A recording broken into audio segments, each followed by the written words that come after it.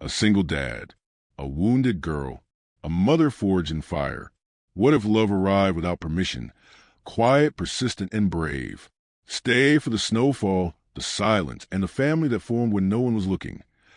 The first snow came quietly. No storm, no warning. Just a slow, soundless drift over the Montana base, softening the edges of fences, tanks, rooftops, turning a world of ire and order into something briefly gentle. Jack Mercer woke before dawn, not to an alarm, but the hush, that strange stillness that came only after snowfall, like the earth holding its breath. He sat up slowly, spine stiff from too many nights on a borrowed cot, and looked over at the lump beneath the blanket across the room. Caleb's feet stuck out. No matter how tightly he tucked his son in, that boy always managed to unravel himself by morning. Jack rose, careful not to wake him, and moved toward the small window, rubbing the frost with the side of his thumb. Outside, snowflakes fell sideways under the pale floodlights, carried on a breeze that whispered instead of bit. He poured a cup of coffee into a chipped mug, his wife's mug. On the shelf above the sink sat a wooden box. Music box. Scratched. The kind with a crank. He hadn't touched it in weeks, maybe months. But this morning, for no real reason, he reached for it, wound it once. The melody came out broken, but familiar. Behind him, Caleb stirred. "That's the one Mama liked," the boy mumbled, not lifting his head. "Yeah," Jack said. "It is." They didn't say anything else. Grief didn't need to be loud. It just needed space. At Roosevelt Elementary, recess meant hard benches and harder stairs. The snow had made everything slick and bright, but Iris Callahan didn't run or laugh like the others. She sat on the edge of the playground in a navy coat too big for a frame, a book cracked open on her knees.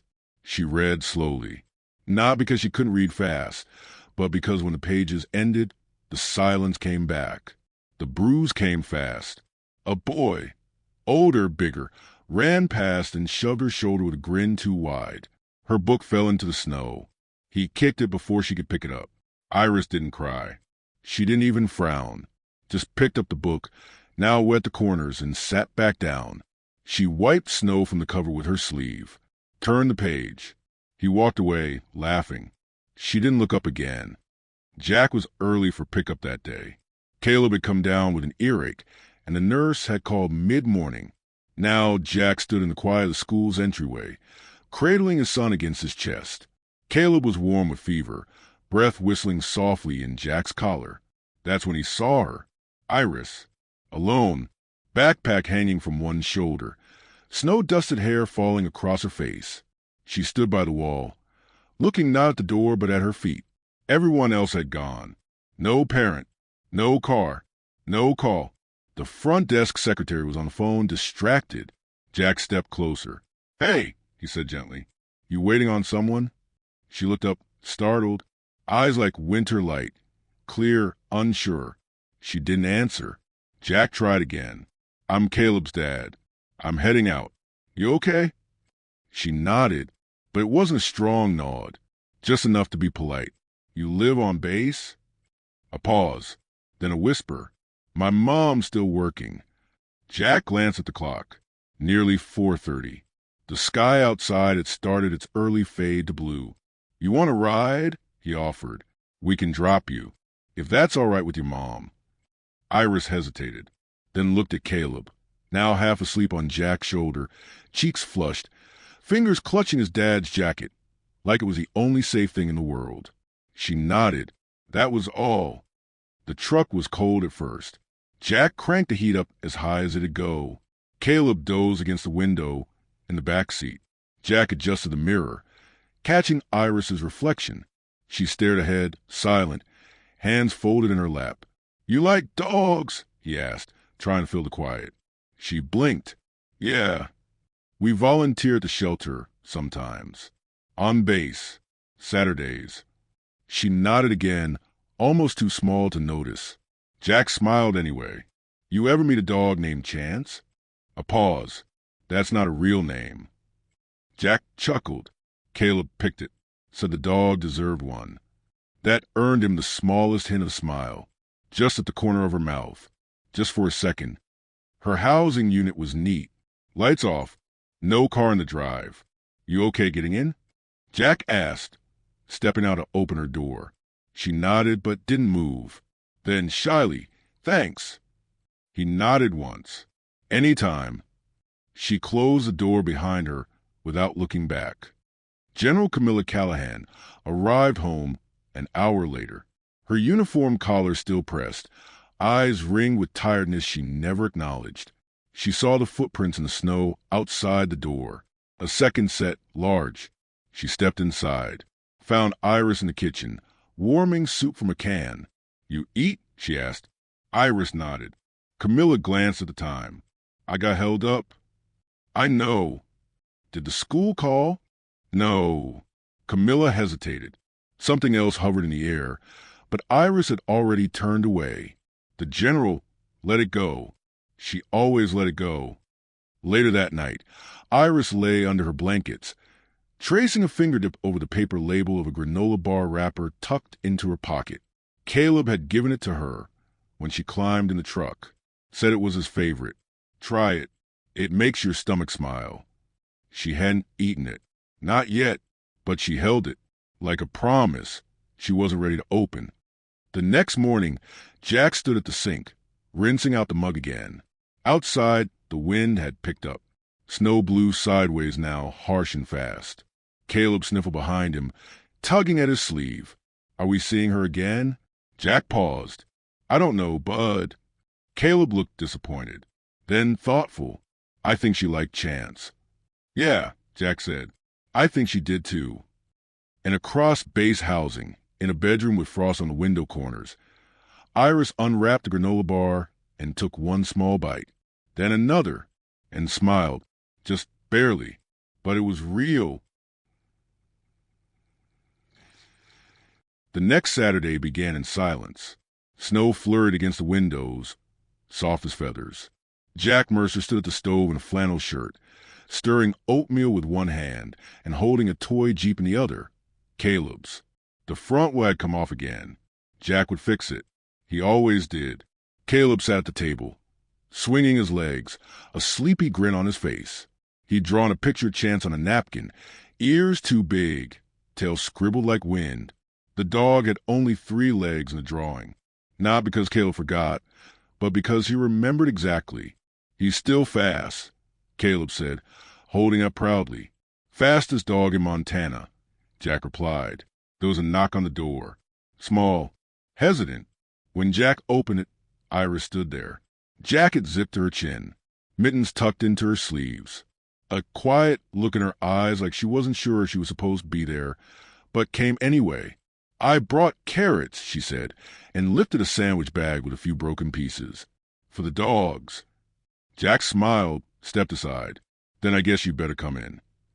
The shelter sat near the outer edge of the base.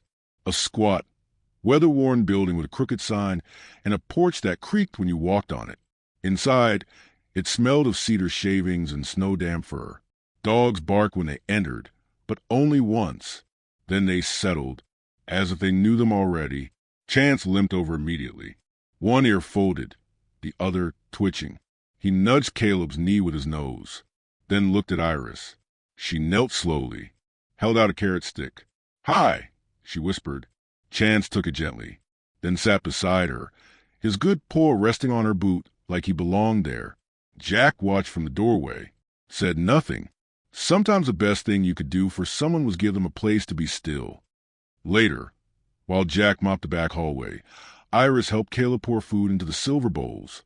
She moved carefully like the floor might crack, but her hands didn't shake.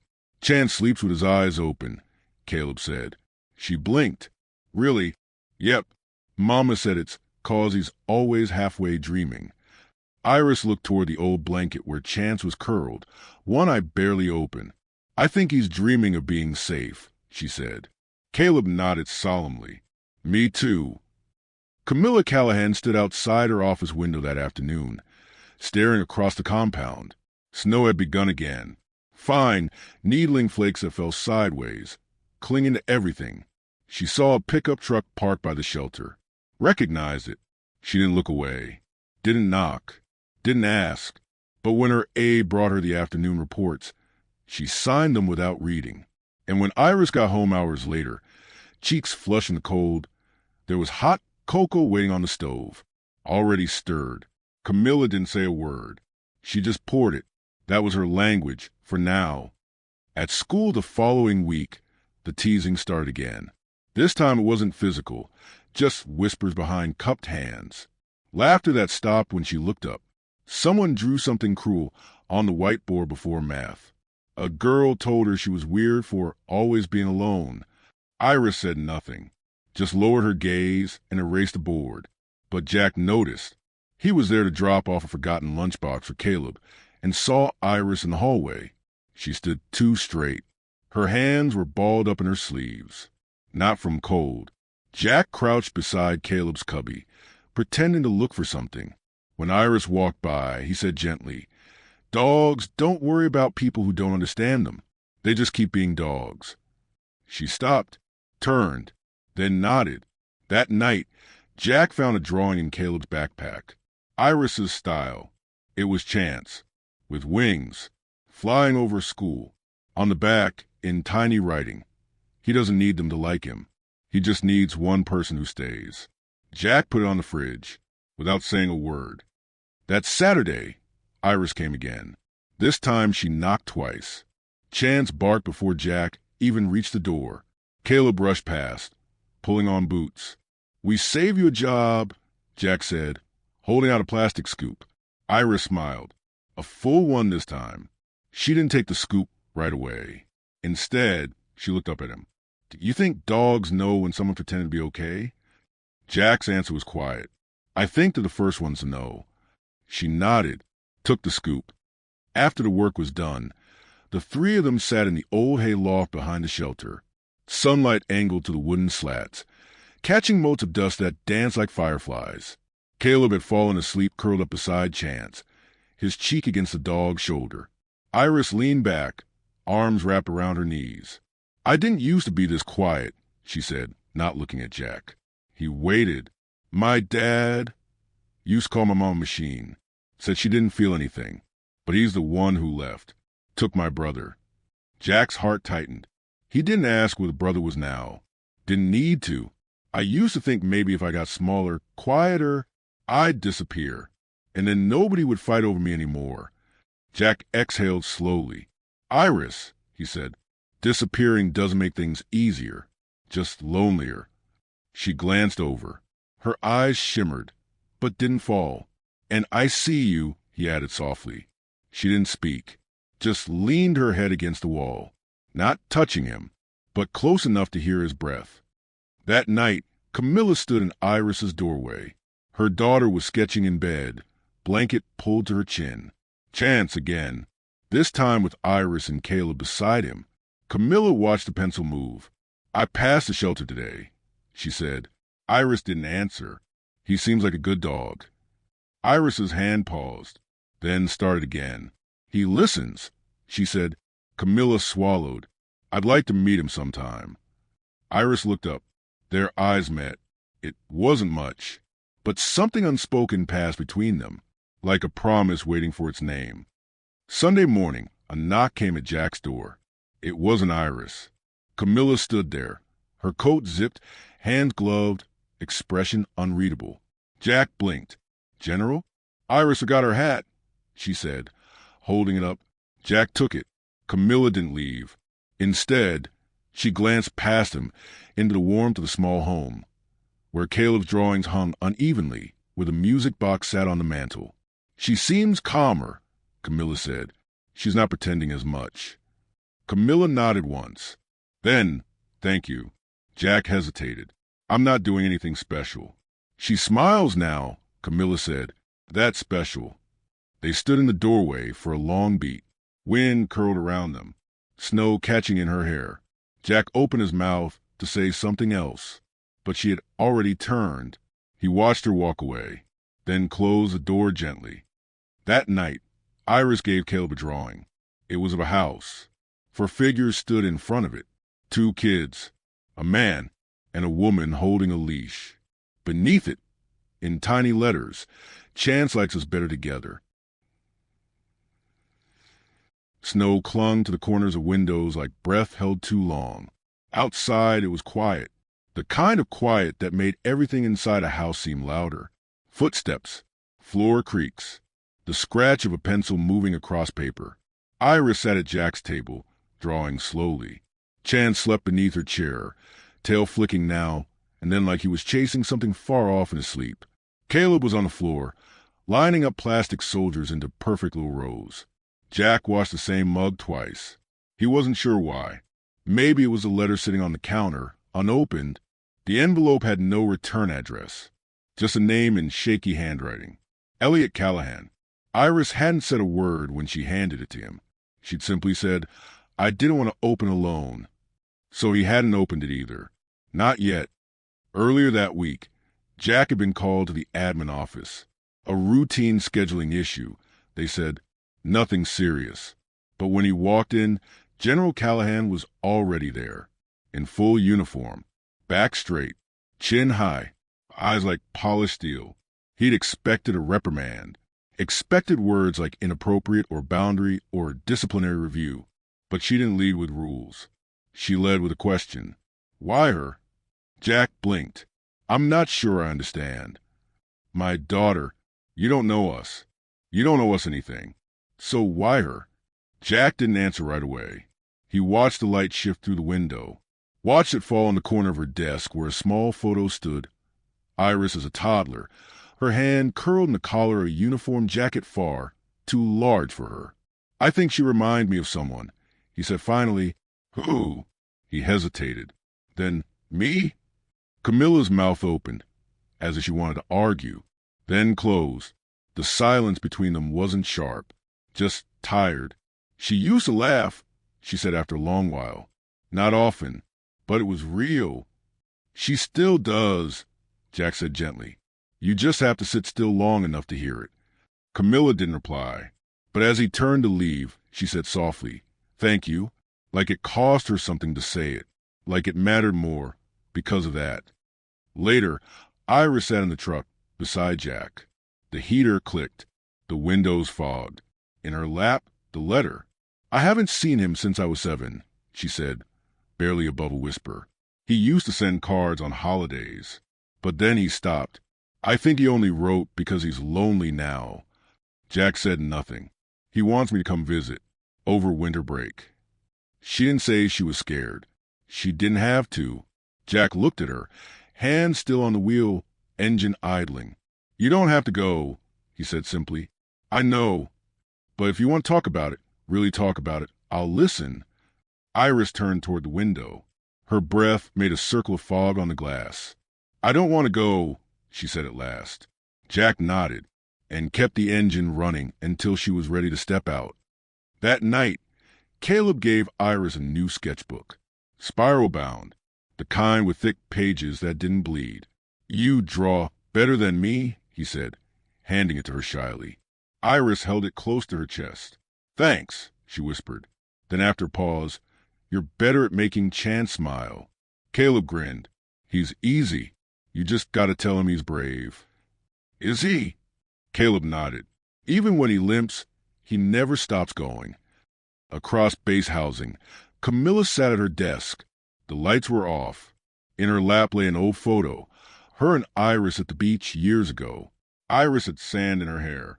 Camilla had her hand on her daughter's back. Her expression in the photo was hard to read.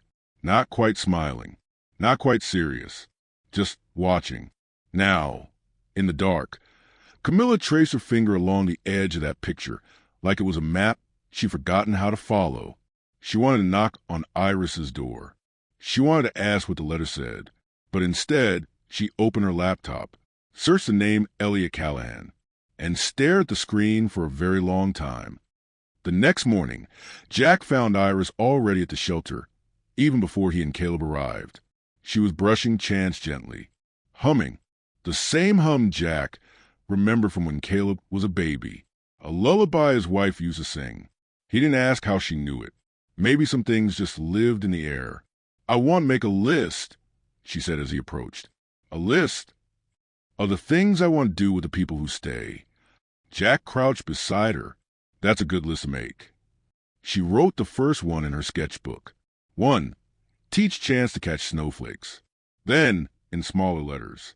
2. Let someone stay. Just once. Camilla stood outside the shelter later that day. This time, she walked in. Chance barked once, but didn't move from Iris's side. Caleb waved. You want to pet him? Camilla froze for a moment, then knelt. Chance sniffed her glove, then rested his chin on her knee. He trusts you, Iris said softly. Camilla looked at her daughter. I want to learn, she said, how to do this, how to show up.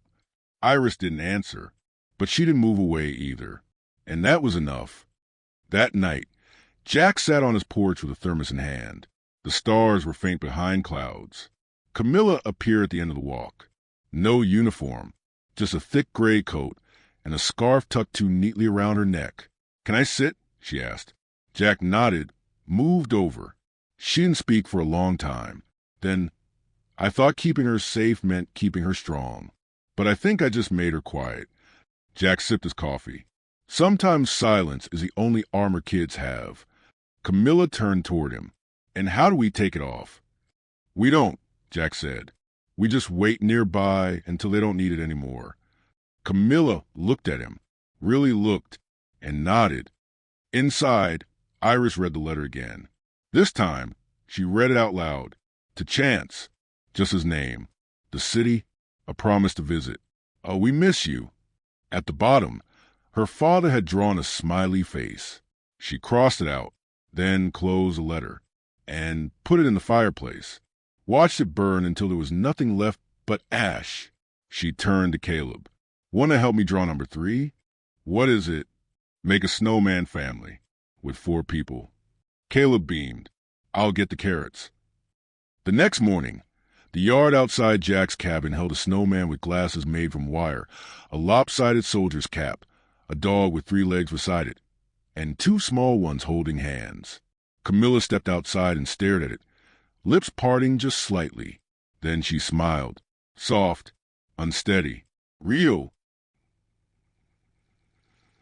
The wind changed that week. It no longer howled. It hummed, as if the season itself had softened, just enough to notice the people beneath it. Snow still came, steady and white, but it settled like a blanket now, not a burden. At school, something shifted too. Iris didn't flinch when her name was called. She raised her hand in class. Once, she let Caleb braid a piece of string into her mitten and wore it like it meant something. Then one morning, the silence shattered. The boy who had once shoved her tried again, but this time, he used words like charity case, soldier's pet, weird girl with no real dad. He pushed too hard. Caleb shoved back. The boy's father filed complaint, said the girl was unstable. Said the soldier, Jack Mercer, had crossed lines, that he'd insert himself where he didn't belong. The base responded with protocol. There would be a hearing, a review. Jack could be reassigned. Just like that. And Jack, he didn't fight. Not at first. He packed a single box. Left his uniforms hanging. Told Caleb they might have to leave after Christmas. That it wasn't anyone's fault. That sometimes life turned without asking. Caleb didn't cry. But he curled into Jack's side that night and didn't speak until he fell asleep. Jack lay awake, listening to the heater tick like a clock. Iris was quiet the next day. Too quiet. Even Chance felt it. He followed her around the shelter, resting his chin on her feet wherever she paused. She finally looked up at Jack, who had stayed late after hours just to clean the dog runs. Are you going to leave? I don't want to. But you might. Jack nodded. Yeah. Iris pressed her lips together, then reached into her coat and pulled out a folded paper. It was the list. People who stay. She handed it to him. Can I still keep out of your name? She asked. Jack's throat ached when he answered. As long as you want me there. Camilla didn't speak at first. She paced. Reviewed documents. Researched codes. But nothing felt right until she stood in her own hallway, looking at Iris's boots next to Caleb's on the mat. They were muddy, misaligned, like siblings' shoes. Something in her chest cracked, so she put on her uniform. Every ribbon, every star, and walked into that review boardroom like a woman on fire. My daughter was hurting, she said, her voice cutting through the cold. I was too proud to see it. Sergeant Mercer wasn't. A man from logistics raised a hand. With respect, ma'am, he's not family. Camilla turned. He is now, she said, and the room went still. The complaint was dismissed. Jack was cleared, reinstated, allowed to stay. But that night, he didn't go home right away. He drove to the edge of the base, parked, watched the horizon go gold with the last spill of day, let the silence hold him. Then his phone buzzed. A message from Camilla. Just 5 words. They're making cocoa. Come soon. He smiled, started the truck, and turned it back toward home. That evening, the house was warmer than usual, not in temperature, in something else, in laughter, in the way Iris was perched on a stool helping Caleb stir the milk, and Chance wore a child's scarf like a crown. Camilla stood near the sink, watching the scene with arms crossed, not coldly, but as if she was holding something fragile inside her chest. Jack stepped in and closed the door. No one said anything, but Iris handed him a mug without asking. Camilla met his gaze. She didn't look away. Later, when the kids fell asleep in the blanket fort beneath the table, snuggled between couch cushions and pillows and half a dozen stuffed animals, Camilla knelt to cover them.